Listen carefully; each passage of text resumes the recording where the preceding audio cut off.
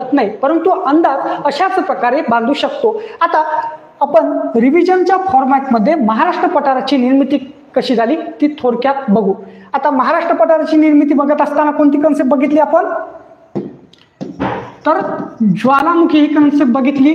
ज्वालामुखी म्हणजे काय, पृथ्वीच्या अंतरंगामधून येणारा तप्त असा द्रव संच जेव्हा पृथ्वीच्या भूपृष्ठावर पसरला जातो त्या संपूर्ण प्रक्रियेला काय म्हणतो आपण, ज्वालामुखी म्हणतो. आता या ज्वालामुखीपासून आपल्याला दोन प्रकारचे लावारस दिसून आले होते.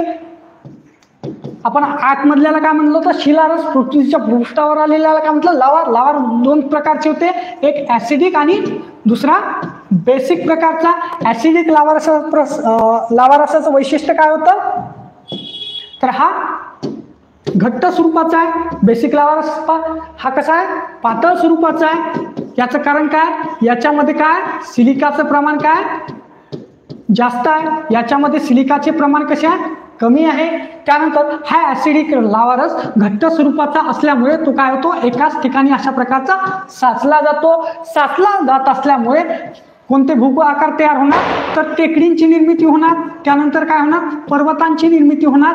या सर्व भू आकारांना आपण ज्वालामुखीय टेकडी किंवा ज्वालामुखीय पर्वत असे म्हणतो. त्यानंतर बेसिक लावारस हा पातळ स्वरूपाचा, याच्यामध्ये सिलिकाचं प्रमाण कमी आहे आणि हा पातळ स्वरूपाचा असल्यामुळे कसा होतो, पसरतो. आणि हा पसरत अशा प्रकारे गेल्यानंतर इथे जो भू आकार तयार होतो तो आहे पठार. अशाच प्रकारे आपल्या महाराष्ट्र पठाराची निर्मिती झाली. आता महाराष्ट्र पठाराची निर्मिती होत असताना जो उद्रेक झाला होता, हा उद्रेक कोणता होता, तर भ्रंशमूलक उद्रेक होता. कोणता, भ्रंशमूलक उद्रेक. आता हा भ्रंशमूलक उद्रेक होत असताना अशा प्रकारची प्रक्रिया किती वेळा झालेली असावी, तर ती जवळपास 29 वेळा अशा प्रकारची प्रक्रिया झाली असावी. आणि त्यानंतर आपल्या महाराष्ट्र पठाराची निर्मिती झाली. आता ही सर्व भौगोलिक संकल्पना आपण इथे अभ्यासलेली आहे.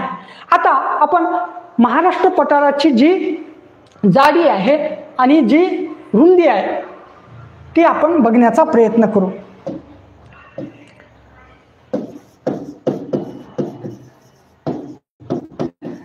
जेव्हा आपण महाराष्ट्राच्या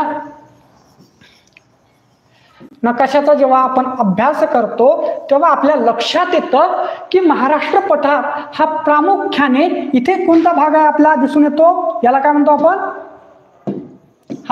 हा संपूर्ण जो भाग दिसून येत आहे याला काय म्हणतो आपण, कोकण. त्यानंतर इथे जो अशा प्रकारचा उंचवट्याचा भाग दिसून येत आहे याला काय म्हणतो आपण, सह्याद्री. त्यानंतर या सह्याद्रीच्या संपूर्ण जो पूर्वेकडला आपल्याला भाग दिसून येत आहे, हा संपूर्ण भाग जो पसरट प्रकारचा दिसून येतो यालाच आपण महाराष्ट्र पठार असे म्हणतो. आता हा महाराष्ट्र पठार आपल्याला विदर्भाच्या काही जिल्ह्यांपर्यंतच दिसून येतो, परंतु याचा विस्तार आपल्याला जो पूर्व विदर्भाचा इकललेला भाग आहे या भागामध्ये दिसून येत नाही. म्हणून प्रश्न विचारला जातो की महाराष्ट्र पठारामध्ये जो विस्तार आहे तो पूर्व विदर्भात आहे का, तर पूर्व विदर्भामध्ये महाराष्ट्र पठाराचा विस्तार नाही. आता या महाराष्ट्र पठाराची आपण लांबी बघूया, तर याची जी लांबी आहे ती जवळपास 750 किलोमीटर एवढी आहे. असाही प्रश्न आपल्या परीक्षेमध्ये विचारला जातो. आता हे संपूर्ण आपण नकाशा बघितलेला आहे. आता या महाराष्ट्र पठाराची आपण जाडी बघू.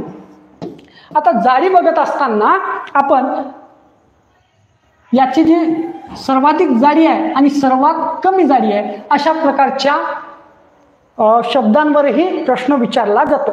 आता महाराष्ट्र पठाराची सर्वाधिक जी जाडी आहे ती दिशा आहे पश्चिम आणि ही आहे पूर्व. तर महाराष्ट्र पठाराची जी पश्चिम बाजू आहे त्या भागामध्ये महाराष्ट्र पठाराची जाडी ही सर्वाधिक आहे. तर पूर्वेकडे जात असताना ती जाडी काय होत आहे, कमी कमी होत आहे. यावरूनही आपला प्रश्न तयार होऊ शकतो की महाराष्ट्र पठाराची जाडी ही पश्चिमेकडे जास्त असून ती पूर्वेकडे कमी होत आहे.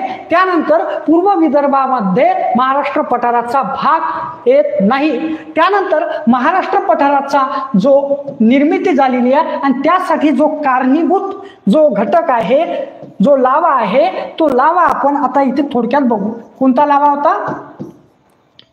बेसिक प्रकारचा. आता या बेसिक प्रकारच्या लावारसावर आपण पुन्हा इथे चर्चा करण्याचा प्रयत्न करू. बेसिक लावारस याचं स्वरूप कसं होतं मित्रांनो? तर याचं स्वरूप कसं होतं? पातळ स्वरूप होतं. त्यानंतर हा पातळ स्वरूपाचा असल्यानंतर काय होता? पसरला गेला. पसरला गेल्यानंतर याचं रूपांतर काय झालं? हा अगोदर कोणत्या स्वरूपाचा होता? द्रव स्वरूपाचा होता. त्यानंतर तो काय झाला? थंड झाला. थंड झाल्यानंतर घन झाला. घन झाल्यानंतर पुन्हा काय झालं? खडकात रूपांतर झाला. आता इथे सगळ्यात महत्वाचा जो शब्द आहे तो आहे खडक.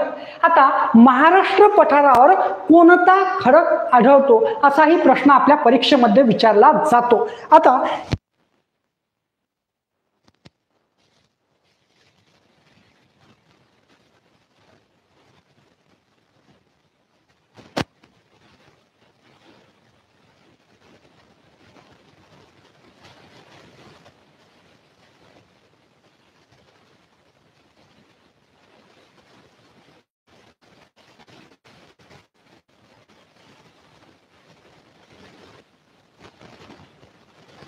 बेसॉल्ट खडक हा महत्वाचा असतो.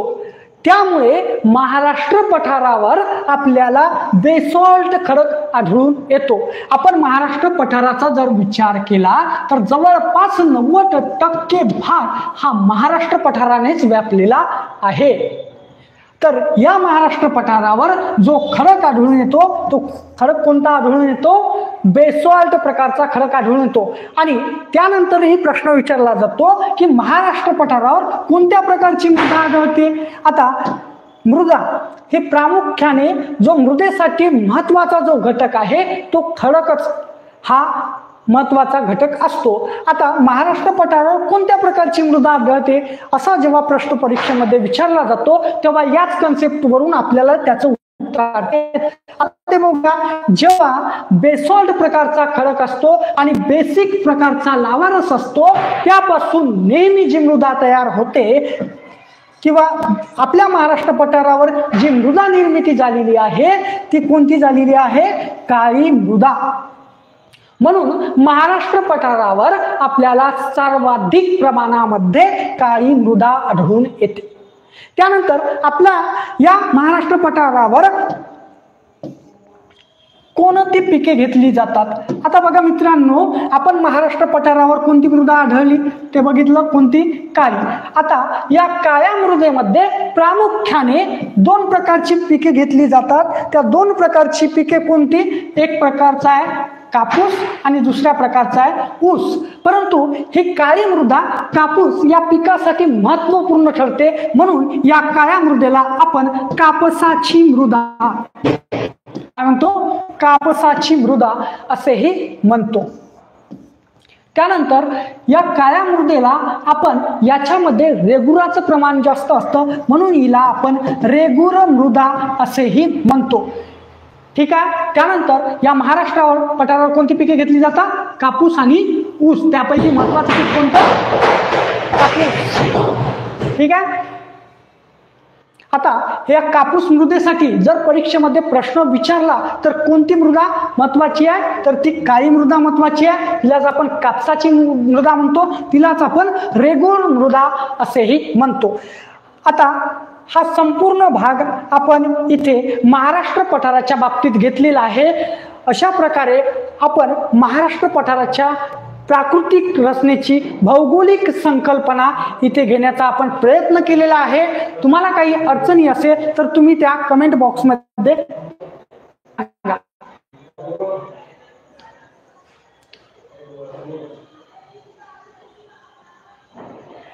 काही अडचण आहे का कुणाला?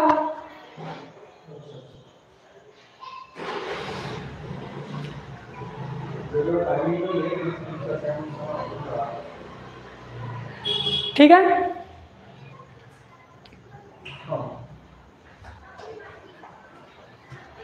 ठीक आहे, थँक्यू.